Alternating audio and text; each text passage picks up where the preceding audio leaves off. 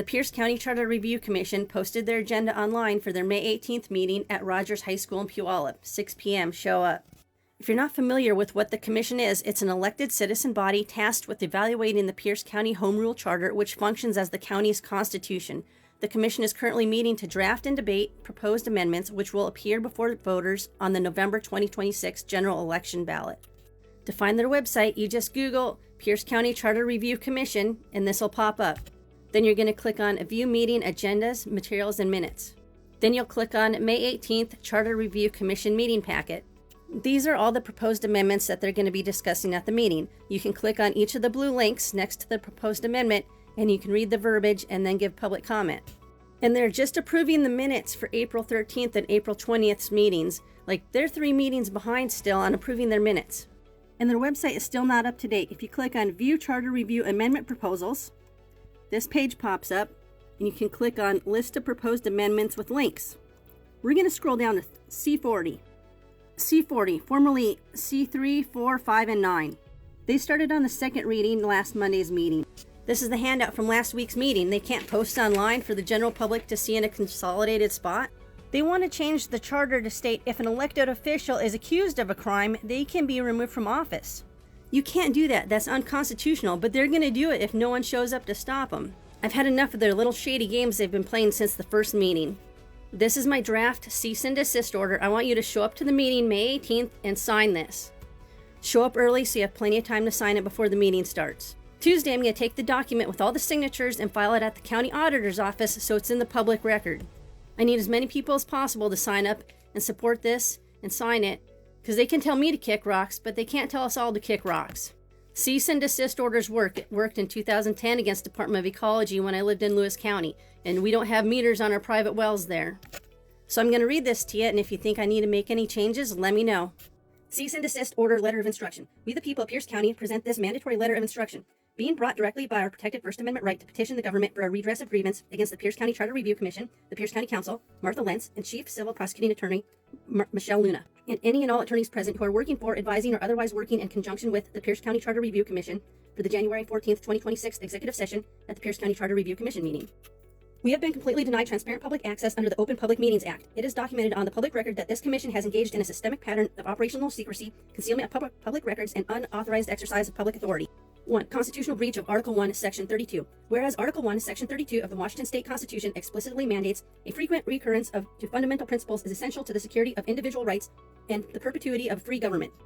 Whereas RCW 4330.010 explicitly mandates the people of this state do not yield their sovereignty to the agencies which serve them. The people in delegating authority do not give their public servants the right to decide what is good for the people to know and what is not good for them to know. The people insist on remaining informed and informing the people's public servants of their views so that they may retain control over the instruments that they have created.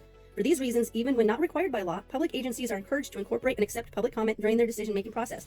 By excluding the public from meetings and concealing the progress of charter alterations, the above-named individuals have committed a direct constitutional breach, subverting the framework of a free and transparent government. Therefore, even if under a tortured analysis the above-stated actions are found to be in compliance with the letter of Open Public Meetings Act, they clearly run afoul of the spirit of it. 2. Specific findings of criminal acts and statutory violations. Whereas at the 4-minute 50-second mark of the January 14th, 2026 meeting, before any member was administered the mandatory oath of office required by RCW 36.16.040, Chief Civil Prosecuting Attorney Michelle Luna unilaterally and unlawfully called a point of order to execute an executive session under RCW 42.30.1101I, ordering the public to leave the room. At the 6-minute mark, an unsworn Martha Lentz struck the gavel to close the meeting without a lawful voting quorum, without an open motion, and without public declaration of the specific statutory purpose. Whereas these precise actions constitute the following criminal acts under Revised Code of Washington. Official misconduct, RCW 9A.80.010, gross misdemeanor. Under the statute, a public servant is guilty of official misconduct if, with intent to deprive another person of a lawful right or privilege, they intentionally commit an unauthorized act under the color of law. Michelle Luna and Martha Lentz knowingly committed unauthorized acts, intentionally depriving the citizens of Pierce County of their statutory right to an open public meeting. Unauthorized exercise of public office, RCW 42.20.030, gross misdemeanor. This statute dictates that any person who shall willfully exercise any of the functions or perform any of the duties of a public officer without having duly qualified therefor, as required by law, is guilty of a gross misdemeanor. Striking a gavel, ordering the public to clear a room, and conducting an executive session prior to executing a lawful oath constitutes a direct violation of this criminal code.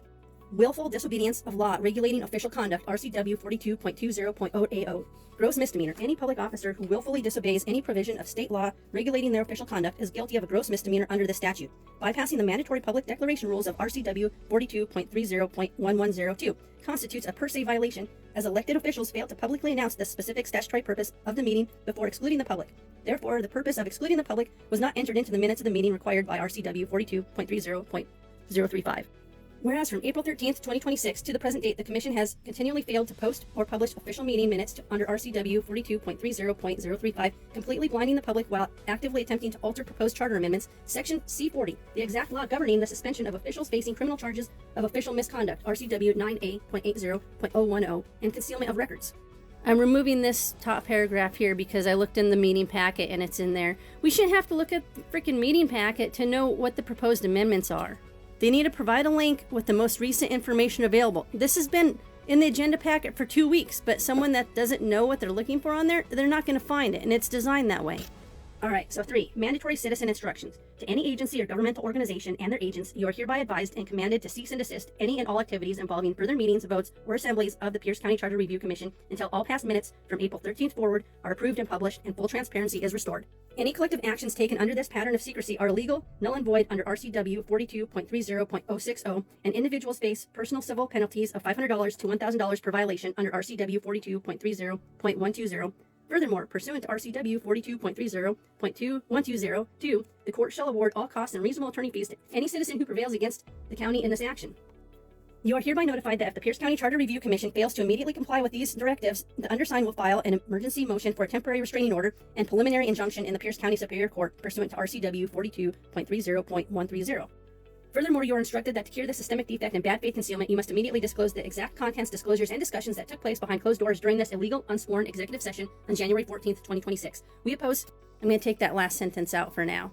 We demand that a centralized, accurate, and up-to-date master log of all proposed charter amendments be made immediately accessible online to the public in a single, prominent location. Furthermore, any and all text revisions, updates, and conceptual modifications made to any proposed amendment during any meeting must be published online within 24 hours of the adjournment of said meeting.